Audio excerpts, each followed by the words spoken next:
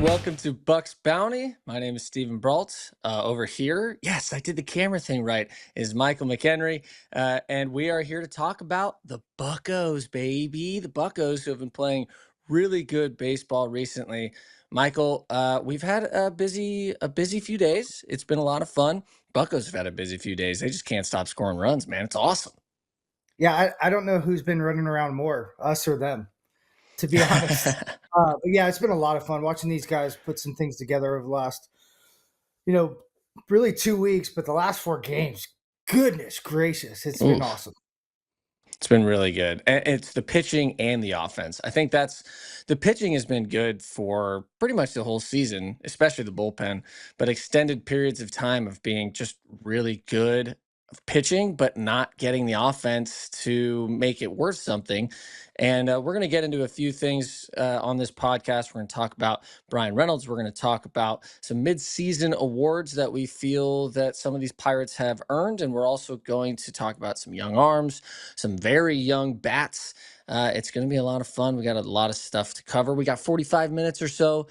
We're really happy to have you here with us. And let's just start it. Let's go. Let's go right into Bryan Reynolds. Bryan Reynolds has 3 kids. He has 3 kids. And we like to look at these stats for when he comes back right after having a kid, because Michael, we've seen a lot of guys go through this. Neither of us had a kid while we were playing, but we've seen a lot of guys leave on paternity leave and then come back. And people may not know this, but you only get 72 hours, 72 hours of time to be with your family and your new child. And then you got to come right back to the stadium and get back on things. It goes really well for some guys and then not so well for other guys. Bryan Reynolds, his first time, a little iffy, but since then, look at those numbers after coming back from having his kids. So awesome to see this. Obviously, congratulations to the Reynolds family, but how cool is this? These numbers, this is just a fun thing to talk about. It's incredible. And the first kid, 2020, I'll never forget, double homer right out of the gate. Right when he gets back, and he had a Hmm. really hard year. It was a hard year on everybody on the planet, but for him, watching him just struggle, but he used that to get better year after year. Then the second kid, guy just absolutely turns into an all-star. You hold those numbers, you can be an all-star. And then the third year, he becomes into a juggernaut, right? It's incredible to Juggernaut. watch what he can do. And I think this time he almost expected it, right? Because Yeah. he did do something special each time he had a kid. And when he went 0 for 3, I could almost see his eyes like, what? What happened? Where's the juice? I need my papa juice. And then sure enough, right afterwards, knock, knock, knock, knock, knock, knock. And I mean, that's just Bryan Reynolds in a nutshell, but I do think you get a sense of perspective. Um, I could go the opposite way, and whenever something went on in my family, say someone passed away, that perspective of that person's life and how much I loved them made baseball feel really, really little. And I would come back and play incredible. And I think a lot of times we need to make sure to get away from the game and remember there's a lot of things in life that are bigger than baseball. And it's family, it's friends, it's the relationships you create. Because Steven, you can definitely probably say the same thing. Is like it's not the base hit or the double or the home game winning home run that you miss the most. It's the camaraderie. And luckily we have this, but if you don't, that's what you miss. And that's not the game, that's the people, right? It just Right. happens, it brings you together. So it's really cool. And what I want to ask you, unfortunately, we have not been blessed yet, and I say yet, my friend, with a Yet. child. Um, what would it be like? Because you got to think like right afterwards, you're not sleeping. You you No. you you you're loving on this little baby, and I don't know. Just get that type of super strength. Like I don't need sleep. I don't need to eat. I'll eat little things and make it do. Like, how do you feel? What do you think it would be like to go out and do that? So we have been fortunate. We had our daughter Brady on December 30th. So Dream we're time. we're here on July 1st. We're recording this today. She turned 6 months yesterday on June 30th. And I'll tell you what, it's at the beginning there. It's a lot, dude. I can't imagine. The worst part for me would be leaving. If you have your child let's say, a good friend of mine, Kevin Newman, just had their third child as well. And his wife, Shani, is in Arizona. And so Kevin's in LA playing with the Angels. So she had her child in Arizona. So he goes Yeah. back home for 3 days, but then he has to go back to LA. So not only are you, not sleeping for those 3 days, obviously, but you're also, some guys have to travel after that. And then you have to be away from your family. And obviously, that's a ton of work that you're putting on your wife. And that's very difficult. But it is funny because Newman hit a home run in his first game back. And it was his first home run of the season. So, I mean, it's just maybe it does translate into something. But I think that your point is what is the most poignant here is that you realize what baseball actually is. It is obviously a big deal to us because it is our livelihood while we're playing, but it is still just a game. There is a difference there, and you lose that perspective when you're playing every day, and it becomes what feels like life or death. You're in a slump. Every at bat is so stressful and feels difficult, or you're having a hard time on the mound for a few outings. Every outing is I need to do well here or I'm gone. Not everybody has that same feeling, but most guys do. And so for when you come back and you have this different perspective about what baseball actually is, it's a gift that you get to play, and you get to make so much money to play a game that you love, that it's a kid's game. And I do think that having that perspective just thrown onto you is a huge help. But I okay, do want to tell you a story. yeah. So when I was in Hawaii, I got engaged to Jacqueline, and they announced she was there. They announced now batting Michael McHenry, newly engaged, fiance in the stands, Jacqueline McHenry, and there's like 5 people there. So she was Wait, you got to tell us embarrassed. why you were playing in Hawaii. People don't know this. Oh, okay. So Hawaii was a younger version of the fall league. So they would send us there, lock us on the island, and make us hate milk because it cost $12. But it was an absolute blast. Um, and I was very fortunate to go there, and her teacher let her leave for a while, and her dad was still alive, so I got to ask for her hand, and I got to get engaged to Hawaii. Perfect situation, That's slam dunk. awesome. But I literally right after that next pitch homer, and then when we got married, we went to the fall league 2 days later, and I maybe played the best 2 months of baseball in my entire life. I ended up hitting 369, winning a championship, hit 9 homers. It was incredible, and I I can literally, Steven, go back to every like perspective shift I had like that and tell you, like when her dad passed away, I hit 440 for 6 weeks. I mean, it Wow. really is so real because guys like us, like, don't just go at it. We live it, we breathe it. We generally are looking when nobody's watching for new nuggets and learning. It just never stops. I mean, literally, you could just see yesterday, and that's who we are all the time. And it is crazy. I wish I could somehow bottle that up, give it to kids that are chasing dreams, and say, "Hey, dude, like I know you got visors, you got family, just push you, push you. Go on a hike, bro. Go to the Grand Canyon. I hit 2 homers a day after I went to the Grand Canyon. Go. Like, get your brain away from it and remember that's huge. That big giant hole is huge. Baseball, little bitty. It's Baseball just little cool. bitty. Little bitty. It's funny because when you come back from those resets, basically, you sometimes you just forget that the things that you've been worrying about, the things that you've been focusing Oh, on to try to get yourself in a good spot, and then you're just back in that good spot because now you're yeah. not thinking about it anymore.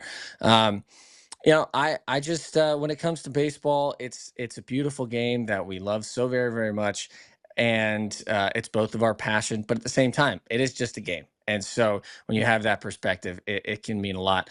How about Bryan Reynolds in general recently? Dude's been hitting the cover off the ball, consistently driving the ball in the gap, hitting line drives, hitting home runs.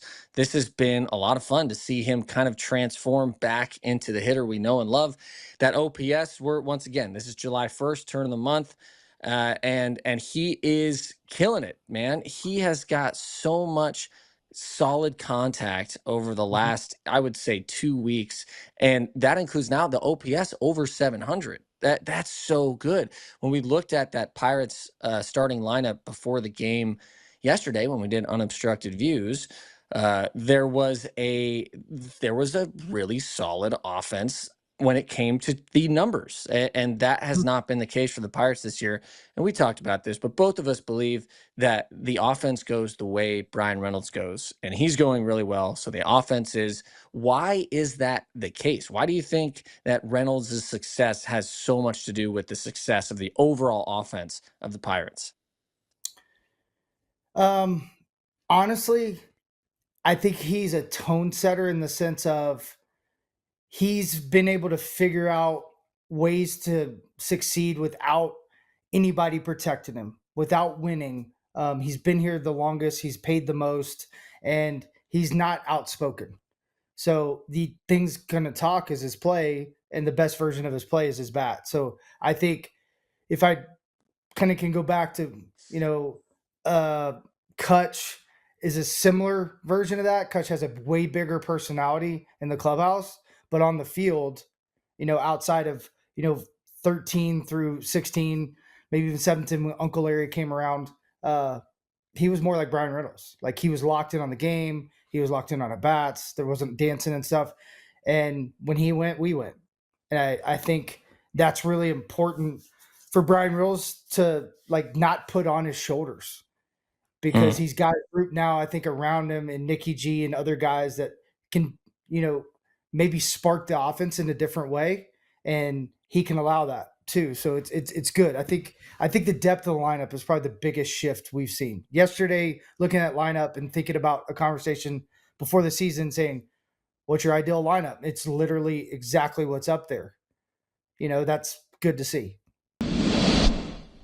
Welcome back to Unobstructed Views on SNP Plus. And that's just true, unfiltered ball talk. You're reacting to the game more than you even think you are. Got him! Yeah, baby, let's go. We're gonna have a few guests. He's got his paycheck on the two-wheel cart. We want to hear from you. Spuckos fan 21 asks, favorite thing playing at PNC Park? I think if you're playing baseball in heaven, it may be like PNC. At SNP Pittsburgh, hashtag SNP Views. I want to jump into what we're gonna do some mid-season Pirates awards because we like to do these things. We like to make sure people are celebrated for the success that they've had. We're only gonna have one negative topic here, one negative segment, but that's gonna be it's the biggest letdown, and it's not because we really think somebody's doing poorly necessarily. It's because we think that there's so much more that they have not attained yet. Other than that, let's go with That some was positive well things. said, sir. That was well said. Thank you. The Pirates have been on a run, right? So you like to celebrate these positive times. And we're going to get to a question later that I'm going to ask you now, that I don't want you to answer yet because I want you to think about it as we talk about this. But I want to know, and I have my answer, what we would consider a good rest of the season for the Pirates in any way that you want to, put numbers on it or wins or whatever you want to put. Just it doesn't have to be specific, but we'll get back to that later. I want to go into these midseason awards right now. The first one we're going to do is the best newcomer. So a new Pirate on the team this season who has found a lot of success. The funny thing is, there's really not that many. This team has a lot of return players. Obviously, this is how this team operates. You gotta try to grow the guys that are in the system.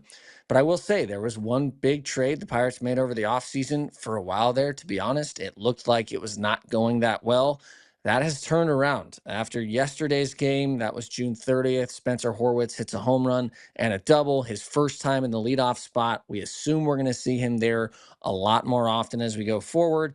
So my best newcomer for 2025 is Spencer Horwitz. He's got the OPS up over 700. He only has 2 home runs, but I really think we're going to see those numbers jump up. I think we're going to see the walk numbers jump up now in the leadoff spot. I think he likes that. He likes that, what that leadoff at bat makes you feel, which is you're looking for a cookie, especially in your first at bat.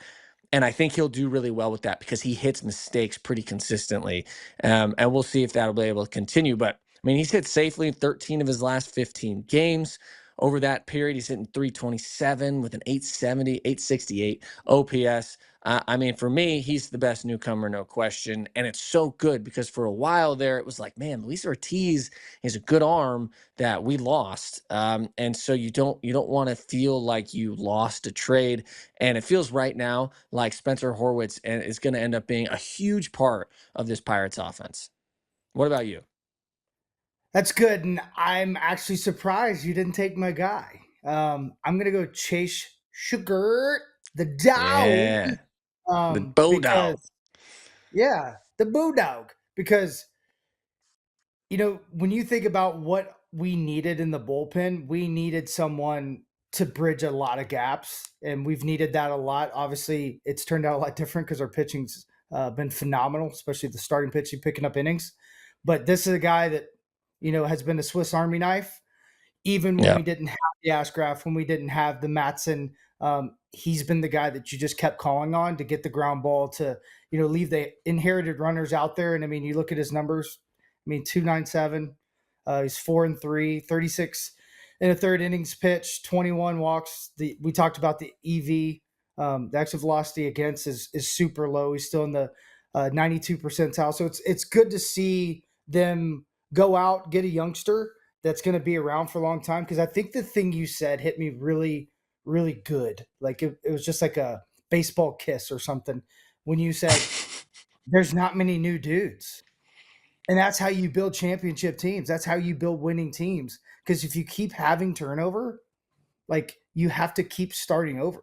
Like that guy has the new hitting coach. That guy has the new pitching coach. That guy has the new city. The family has the new city. And you have to just figure it out. And every dude that comes in, that since I've taken this job, the newcomer, especially offensively, they don't start well ever. And you got to be like, why? Well, most guys don't, right? Unless they signed a 3-year deal, 4-year deal. They bought a house in the off season and they have roots, because Right. kids are playing in an apartment that's too small. You know what I mean? Like it's all the stuff off the field that is tough. So you saying that hit me. It's like, yeah, all right. That's how you start going. And I think that's where we're going. I think it's going to be really good. And I can't wait to answer that question you asked me.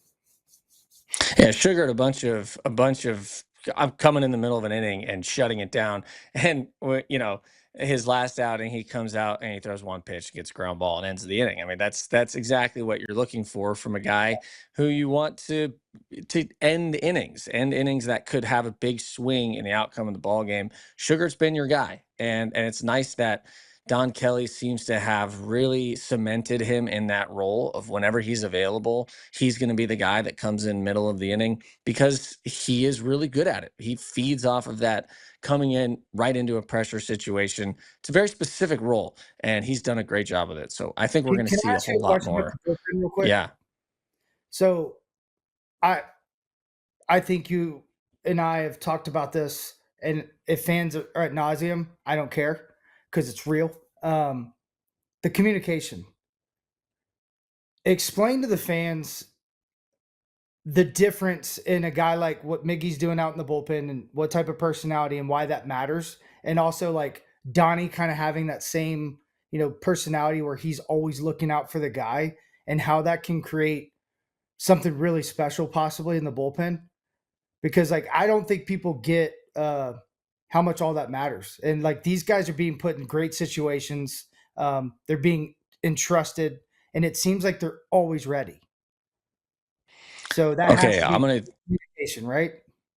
I'm gonna throw one word at you. It's boring, but it's true. Trust. So you as a pitcher in the bullpen, a lot of bullpens in baseball now are going more with the nobody has a defined role. Maybe you got a closer, but after that, everybody kind of bounces around because more so now organizations believe in matchups than guys throwing a specific inning. And the Pirates are like that. And if the bullpen pitchers don't trust their bullpen coach and their manager that they truly have the team's but also the players' best interests at heart. You have to have that balance in between. A manager has to have the respect of his players to be able to tell them when something is wrong and when he needs something changed. but he also needs to have the respect of the players that they trust that he cares about them. Mhm. If you're going to get thrown a lot, you want the manager to come up and tell you, hey, I'm going to use you a lot because I really think that you're a big part of our bullpen and you help us a lot. I just need you to be honest with me and tell me when you need a day. Because if you actually have that trust and a reliever can really come up to a manager and say, hey, I need today, and a manager is not, if you have a manager you trust, then he's going to actually take that into account and not burn you out. But you need to have that trust because he wants to use you, but he won't if you really can't go that day. And I think Don Kelly and Miguel Perez both have that aspect of the players' trust, that they really believe that they have their best interests at heart, as well as the team winning.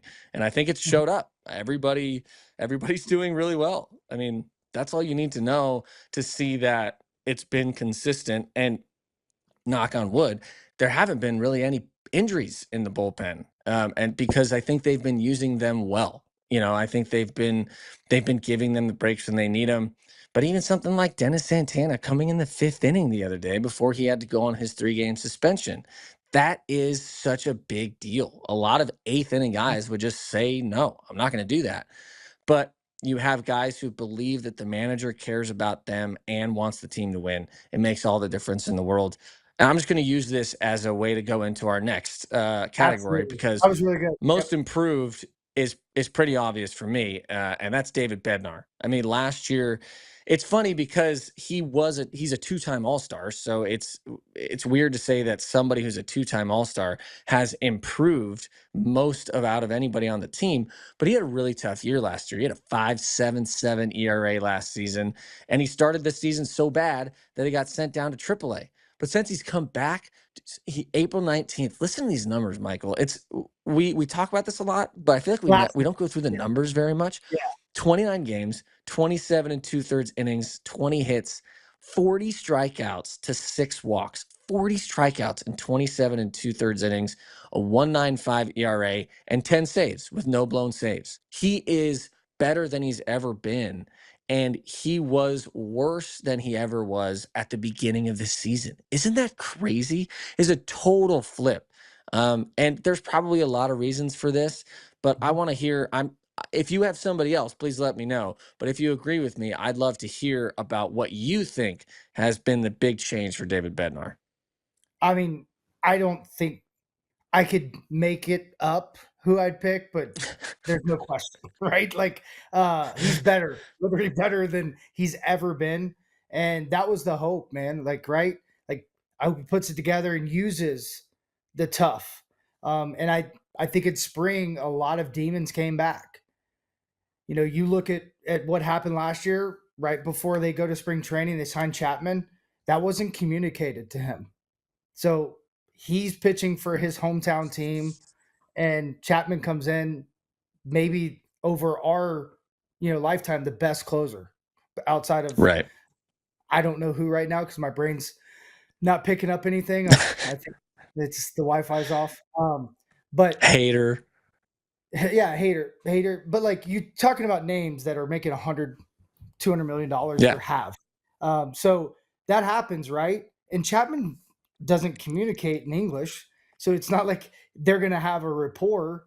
And also, like, he was on his own plan. Like, he's been around so long. Like, when we were in spring training, you didn't see him, right? Unless he came out under the ground and threw his bullpen and left and went back to the weight room and ate dumbbells. So he didn't know really where he stood. And then also he's pitching through something that he wasn't telling anybody. And then the lat, and then he started the season. So all this, and I could go on and on, right? It's the human side. And it's hard to ever figure that out or quantify that, but you can see it sometimes in people's eyes just with their care and their trust. I saw hollow eyes a lot, the last year and a half. This offseason, I got to spend time with him. I got to catch him. I saw joy again, which was cool. And his brother he was mentoring his brother. He was around Mason Miller and a lot of really great people to be around. And you saw belief come back. And then I saw hollow again in spring. And it just stacked really fast on him. And Steven, you know what that's like. And in the bullpen, when you're throwing one inning, it just takes a couple bad outings, a couple bad lucks. And that's what happened. And I think when he went down to AAA, that thing we talked about a minute ago, that thing called perspective, it happened.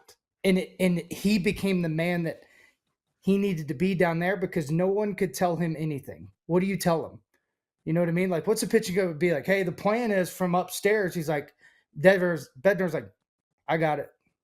Because he knows what's happening. He's like, I got it. And what he did down there too, like he made them look like children. And I'm talking pre-puberty children. I mean, just punching everybody out.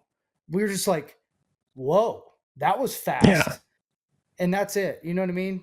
I maybe there's probably a baby commit like thing we could look at with mechanics and everything else, but that could be messed up just with this.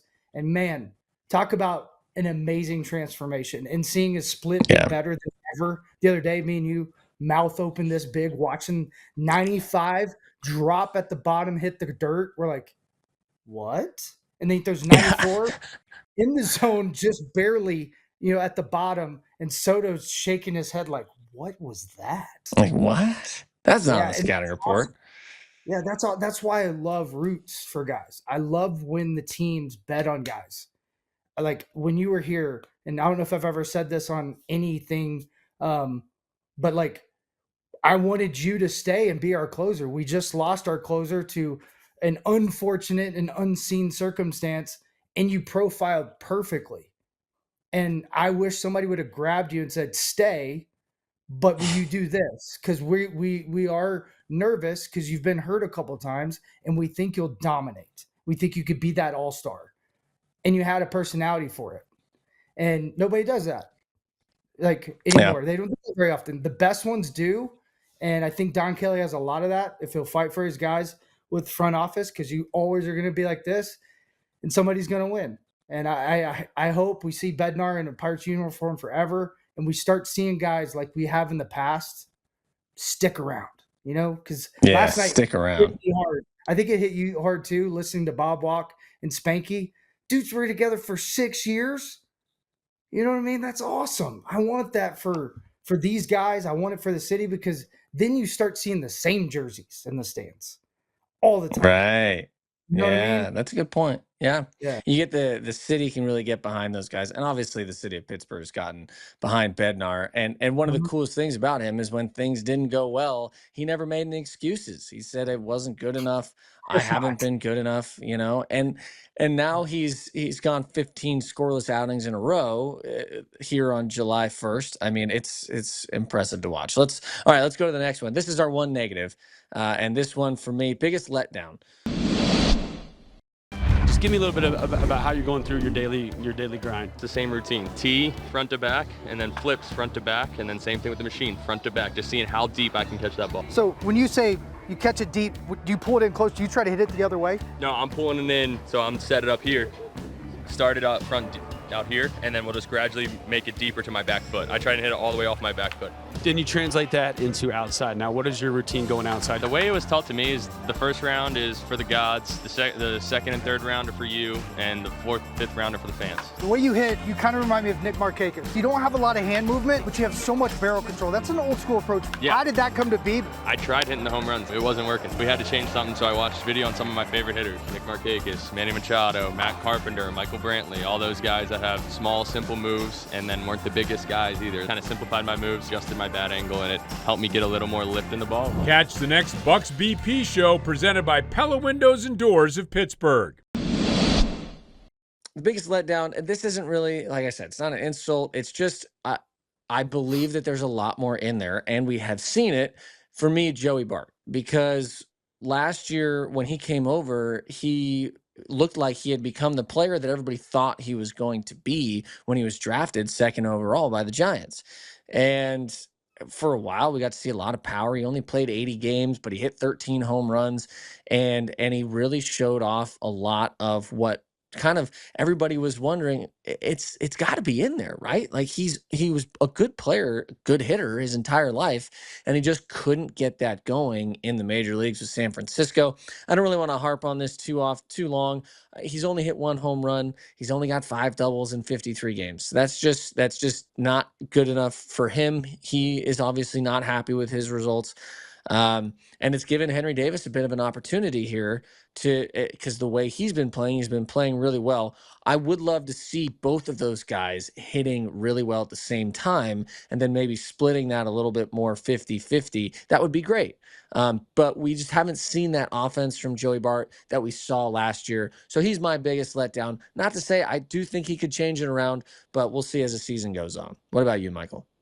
I completely agree, and I'm going to stay in the catching realm. And this isn't maybe because of anything he's done in the field this year, but just overall, Indy Rodriguez. Just not seeing him on the field again is tough. It's tough. Seeing what he did in 23 in the minor leagues, he'd be right there with the guys we're going to talk about in a little bit. These minor league guys. He put up those weird, crazy numbers. And I think it's in there. And I think your team's better for him, but I just want him to get better. So that's my biggest disappointment. But active player, I'm on the same page with you with Bart. Yeah, it's just we know there's more there. That's it. We just know there's more there. He's a good player, and I really believe that we're going to see more as the season goes on. It just hasn't happened recently. So let's just go to the next category. Biggest surprise. Michael, I'm going to let you go first this time, and let me know who has been your biggest surprise. And I'm sure we have the same answer. I just want to let everybody know we have not communicated about these answers beforehand. So this is truly, we just happen to think the same way a lot of times when it comes to baseball and the Pirates. Who's your biggest surprise? I mean, my brother Isaac is my biggest surprise. I mean, golly, he's been phenomenal. No question. And, it's just like enough said. I am honestly flabbergasted about it. Like I love it. I don't even know really what to say other than like those are my favorites. Dudes that have been fighting a little bit up and down. And then they come back, figure something out, and it's just like dominant.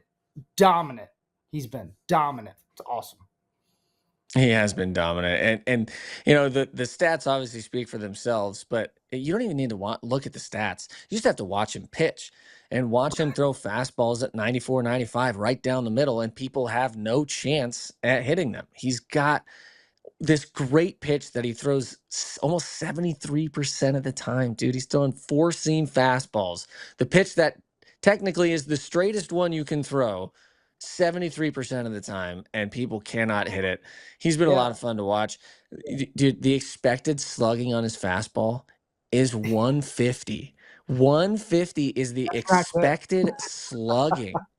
That is insanely low. And I can't even, it's funny to put that into perspective. Literally, when I wrote it in my notes, I put in parentheses lol right next to it because that's just an unbelievable stat for the amount that he throws it too. It's just crazy.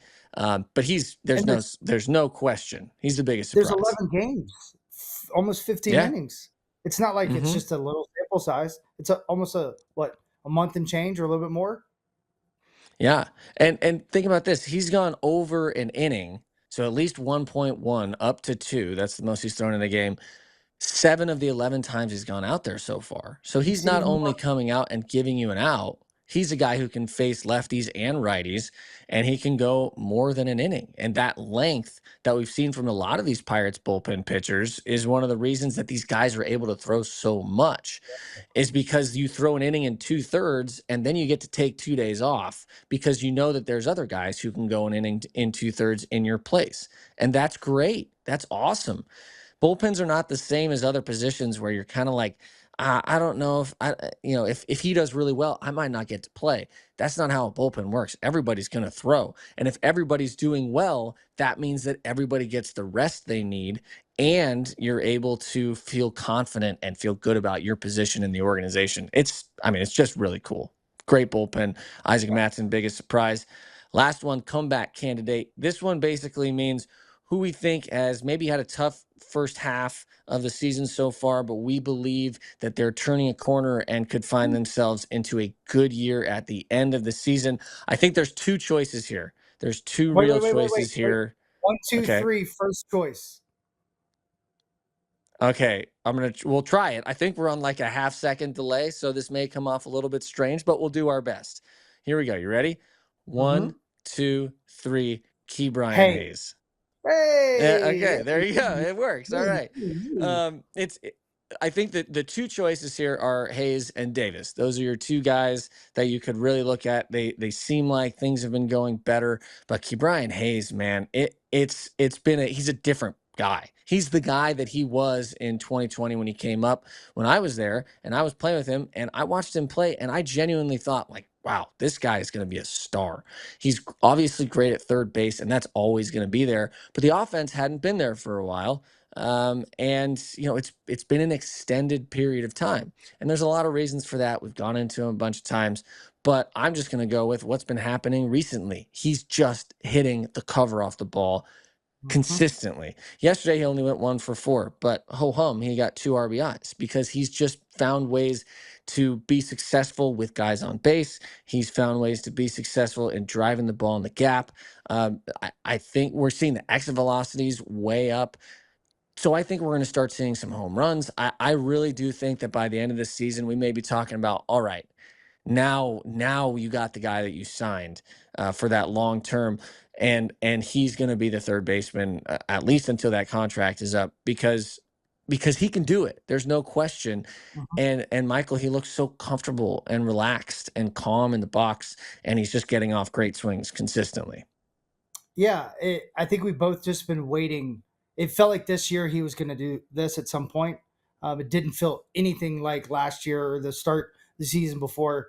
And I'm stoked to see where it goes. We wrote down the numbers he put up in 23 that were really, really good.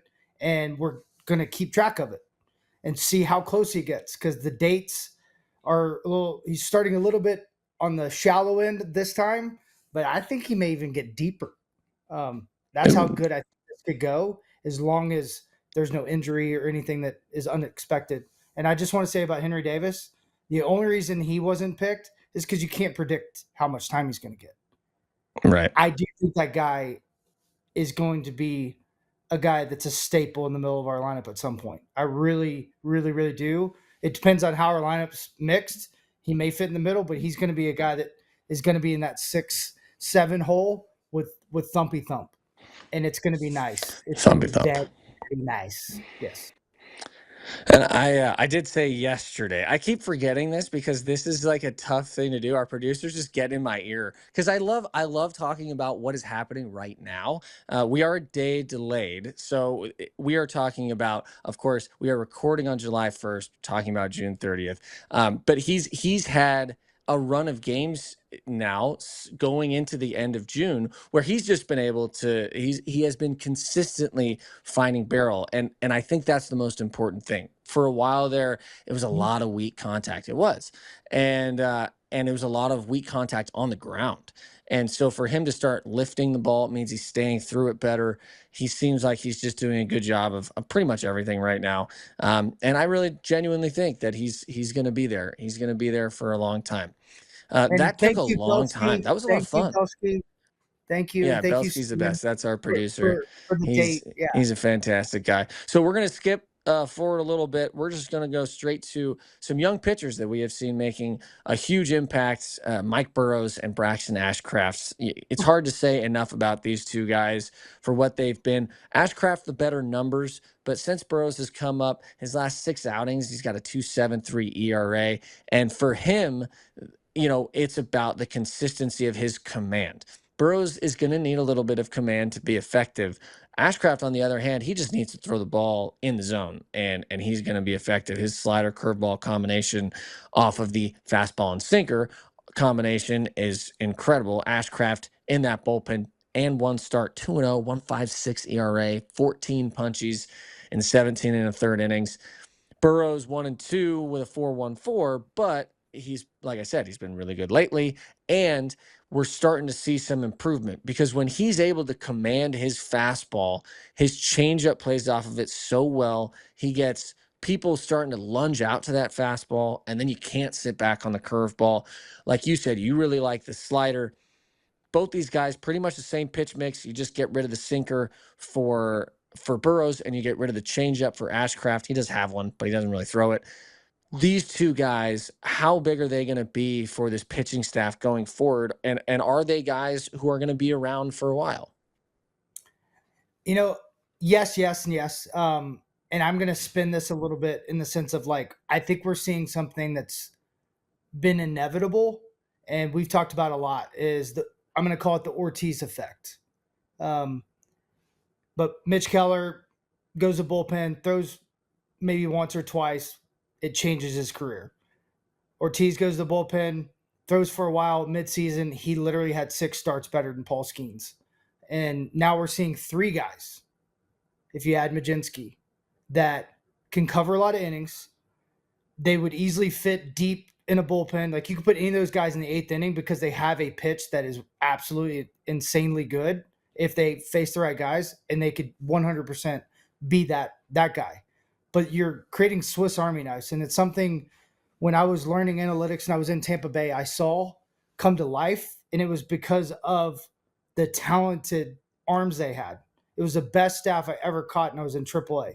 It's funny to say that, but it's 1,000% true. Way better than any Pirates staff I was ever on. I mean, ended up having 4 all-star closers, Blake Snell. It was incredible.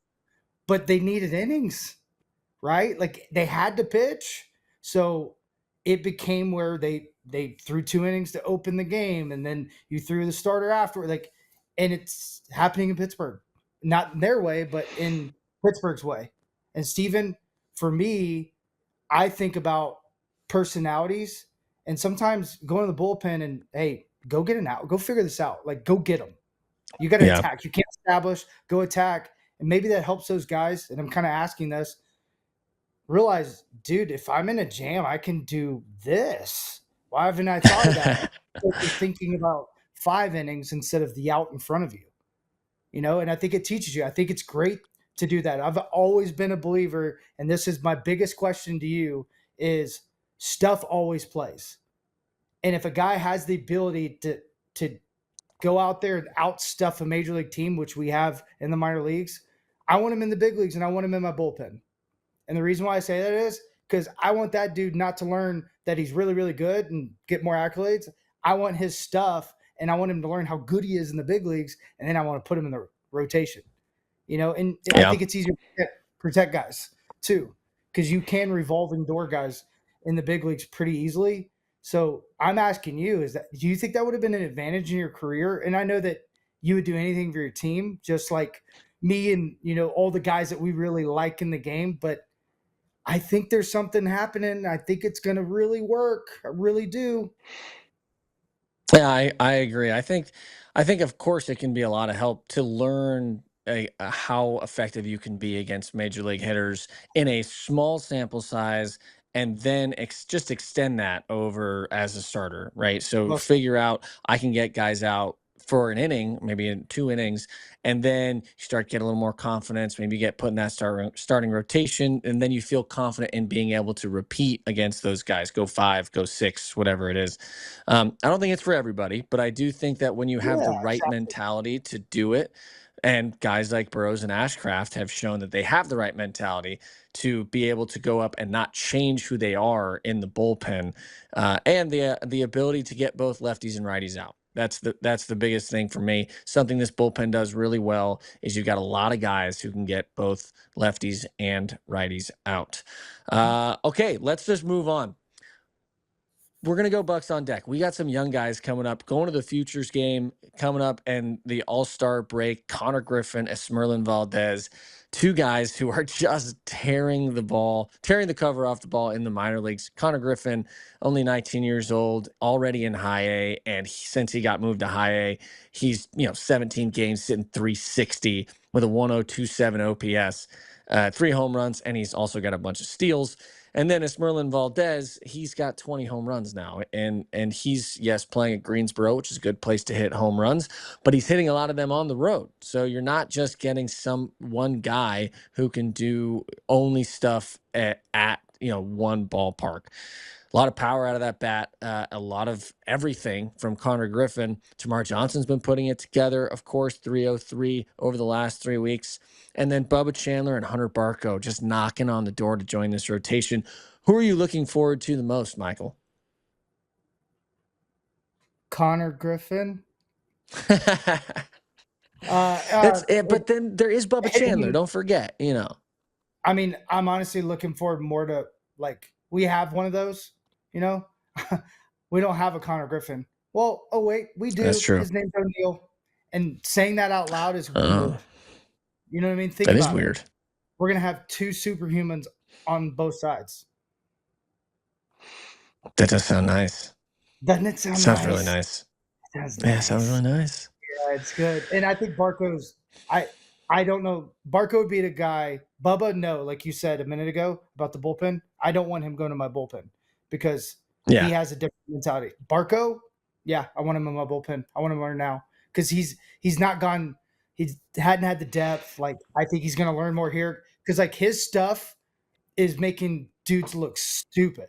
Like, he's throwing consistently, yeah, it's 50% on his fastball swing rate, swing and miss in the zone. Like, that's elite, right? And it's like, all right, well, he's got another pitch that does the same thing, so maybe let's see if it works up here. Yeah. I don't know. That's why we don't make the decisions, and they don't really ever want to ask or need to ask us. But I do think testing those guys out because, like, at some point, you do be like, what do I have to do? You put up silly numbers in AAA. You, Glasnow, and that staff down there had silly numbers. I'm like, who's better than these dudes? What do they got up there? And sometimes you get kind of like, what do I need to do next? And if they don't keep you engaged, you're human. Yeah, everybody's human, man. Yeah, it can be difficult. I luckily had a veteran named Dan Runsler who's in AAA with us because I did complain. I did start getting annoyed that I wasn't getting moved up to the big leagues because I was having the season of my life in AAA. And he pulled me to the side and he gave me some choice words about some things that I had said. That's awesome. Complaining basically that I had not made it to the big leagues. And he let me know. I mean, he didn't embarrass me in front of the team, but he took me to the side and he whipped me into shape pretty quick. And it was unbelievably helpful. Oh, so much. At first, I was all mad. I was like, what do you know? Blah, blah. And I was like, well, he was in the big leagues for a while. He knows. Yeah, he literally knows. And it was one of the more helpful conversations I ever had in my career. All right, to finish up this episode of Bucs Bounty, give me quickly the answer to that question that I asked you at the beginning of this show. What do the Pirates need to do for this second half? Now we are July on to have a successful season in your mind. You're going to laugh. Win. Oh, dude, I love you so much, Michael. It is so funny because I'm at the point now where we've seen it. It's real. It's been consistent. The offense and pitching can both do it. And I'm at the point now where I'm all aboard, man. I'm on that Buccos hype train. And for me, a successful time for the rest of the season is not just 2 games over 500. It's 10. It's 15. It's something like that where you are actually dominant for a longer stretch of time. And that sounds very reasonable with what we've seen. And what is around. Like what you just said, we've not had that much talent this close.